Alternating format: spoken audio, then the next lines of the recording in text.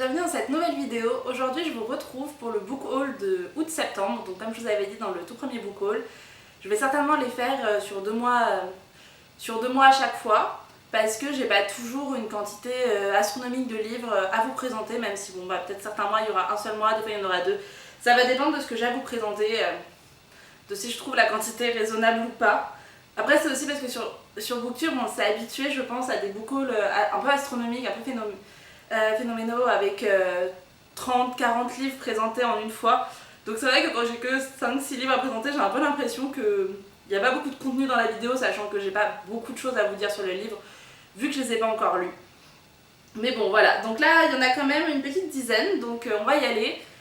Et on va commencer avec les livres que j'ai lus pour le mois de... Enfin que j'ai achetés pardon, au mois de août. C'est parti. Donc au mois d'août, j'ai intégré 6 nouveaux livres à ma bibliothèque. Et donc le tout premier que je vais vous présenter, c'est celui-ci, dont je vous ai déjà parlé dans mon vlog 7 jours 7 livres que j'avais fait avec ma petite sœur, donc qui est le dernier tome des Colons du Roi Soleil, qui s'appelle Le Défi de Diane. Donc qui est un roman écrit par Anne-Marie Desplat-Du, qui est publié chez Flammarion Jeunesse. Donc je l'ai acheté un peu par hasard, je suis tombée dessus en librairie. Et il se trouve que j'étais une très très grande fan des Colons du Roi Soleil quand j'étais petite, c'est vraiment ma saga d'enfance.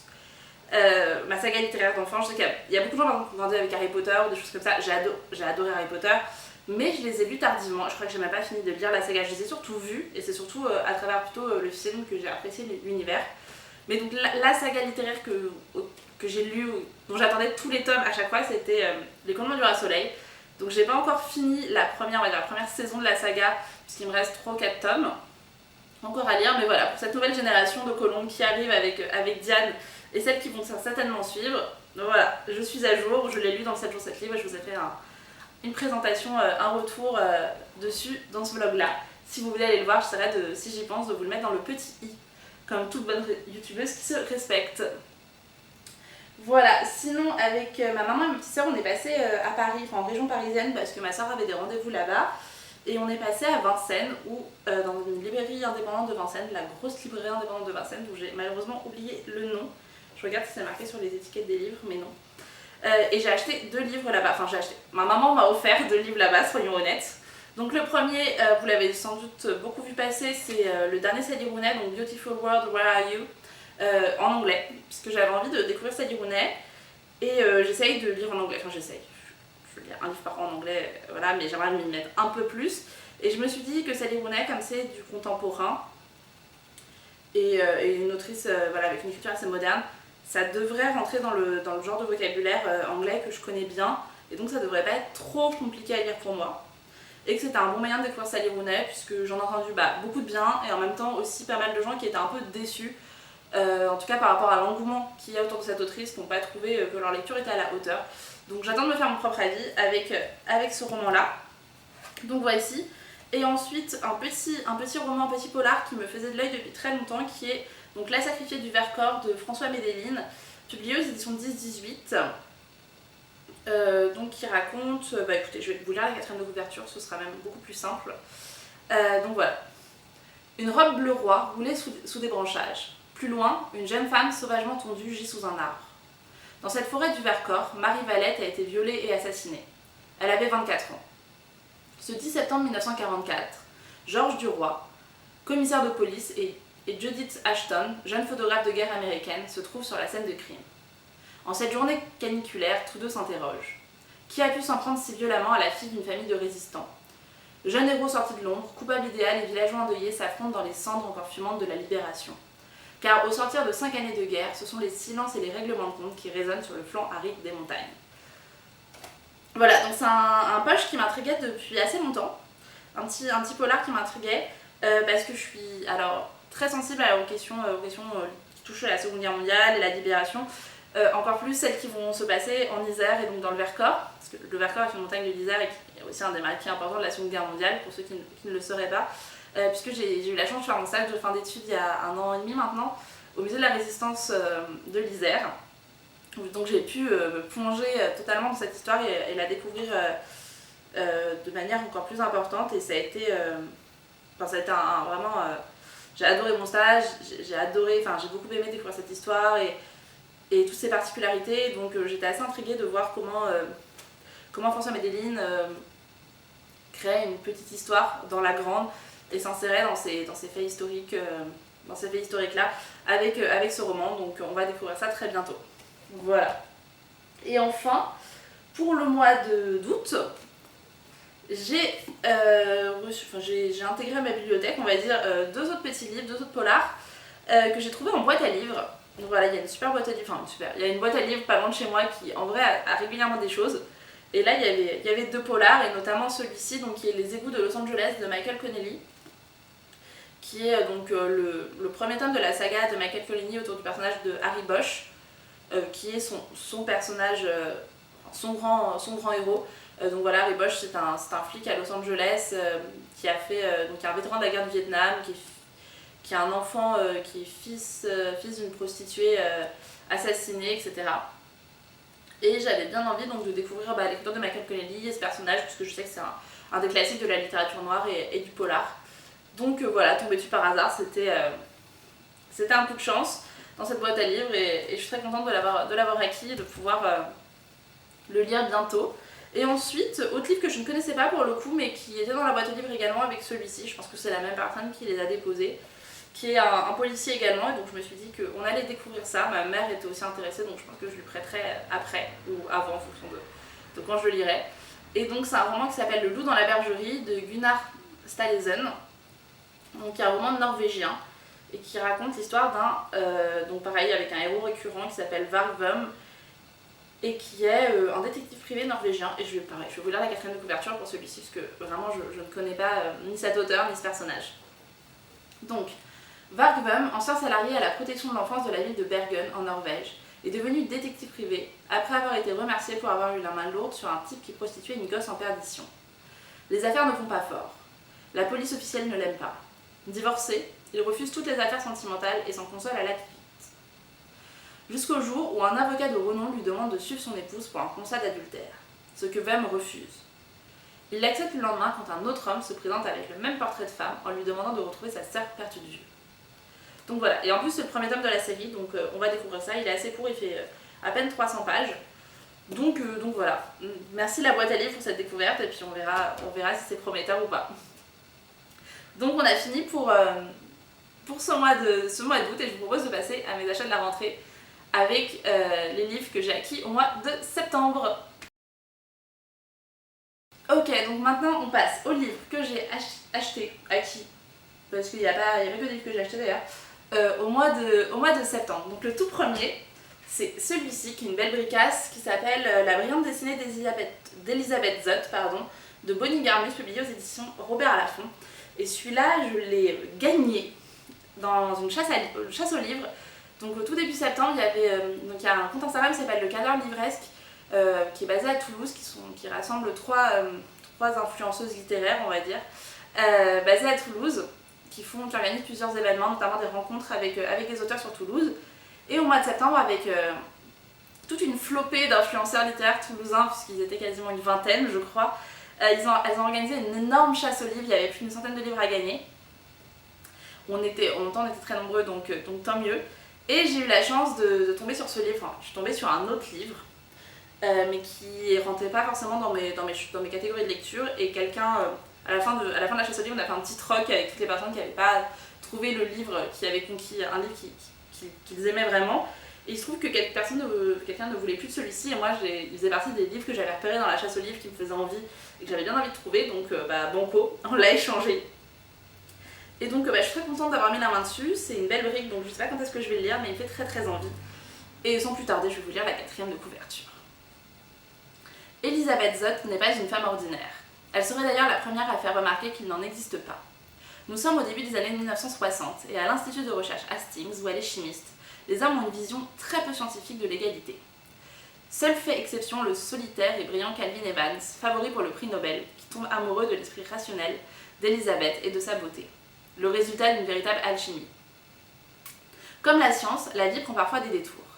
Elisabeth abandonne la chimie pour devenir la vedette de l'émission de cuisine la plus populaire d'Amérique, avec ses techniques inhabituelles qui se révèlent révolutionnaires. Mais alors que son influence grandit, elle ne fait pas que des heureux. Il s'avère qu'elle n'apprend pas uniquement aux femmes à faire la cuisine, elle les met aussi au défi de changer le statu quo. Donc voilà, il me fait grandement envie. Je l'ai glissé dans mon challenge d'automne, donc je vais essayer de le lire très prochainement. Voilà. Ensuite, j'ai acheté ce petit livre, où il est pas très grand, il fait moins de 200 pages, qui s'appelle Clandestine de Sylvie Pouillou, publié aux éditions Blast, qui est une maison d'édition toulousaine qui est vraiment géniale si vous ne connaissez pas. Je vous invite à aller jeter un œil à leur publication.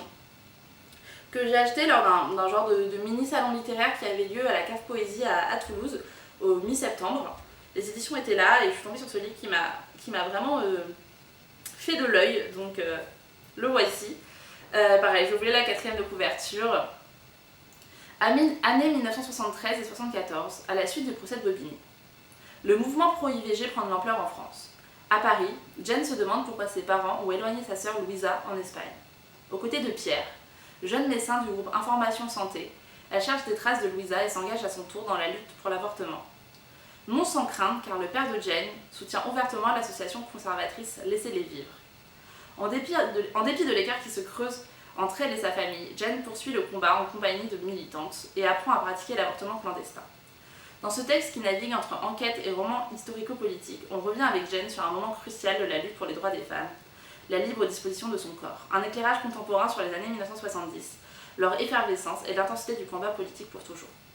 Voilà, ça parle militantisme, féminisme, droit à l'avortement, procès de Bobigny. Il y avait tout pour me plaire dans ce roman, donc écoutez, on va découvrir ça bientôt. Ensuite, j'ai acheté chez Gilbert Joseph ce roman-là de Carole Martinez qui s'appelle Les Roses Fauves, qui est le tout dernier de Carole Martinez. Donc chez une édition Folio, hein, c'est la version poche. Pourquoi ? Parce que au mois de mars prochain, avec les étudiants de mon master, nous allons recevoir Carole Martinez sur le campus de l'Université du Mirail à Toulouse. Voilà, je vous tiendrai au courant si ça vous intéresse. Et donc pendant cette visite, pendant cette rencontre, donc on va rencontrer Carole Martinez, lui poser quelques questions. Et donc il faut lire ses textes. Alors les Roses Fauves n'est pas encore au programme. Enfin, elle n'est pas au programme forcément de la rencontre. On va lire plutôt des textes un peu plus anciens qu'elle a écrits, ses romans précédents. Mais Les Roses Fauves est celui qui me faisait le plus d'œil depuis le plus longtemps. Donc celui que j'ai acheté. Même si au final, je me suis rendu compte en commençant les premières pages qu'il vaut d'abord mieux avoir lu les autres pour vraiment pleinement comprendre et savourer Les Roses Fauves. Donc j'ai pas encore lu les autres romans de Carole Martinez, Shame on Me. Donc je vais les lire et ensuite je m'attaquerai aux Roses Fauves qui me faisaient grandement envie. Voilà. Et enfin, je suis partie en Allemagne au début c'est le mi-septembre. Je suis partie d'une semaine en Allemagne pour une retraite d'écriture, un séminaire, enfin une résidence d'écriture, je sais pas comment appeler ça. Voilà, 5 jours d'écriture dans un contexte franco-allemand, c'était formidable. J'essaierai de vous en reparler à un moment donné, je sais pas trop sous quel format faire ça. Certainement sur Instagram, ça fait un mois que je me dis qu'il faut que je le fasse.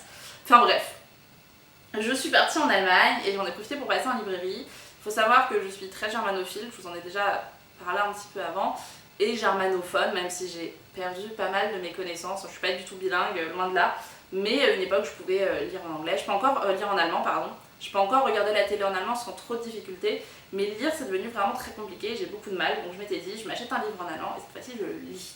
Parce que j'en achète à chaque fois et je les lis jamais. Et donc j'ai voulu prendre un jeunesse, parce que c'est plus simple, celui-là il est à partir de 12 ans. Il s'appelle, je vous le présente quand même si je suis pas sûre qu'il y ait beaucoup de gens qui parlent et encore moins lisent de l'allemand ici, mais voilà.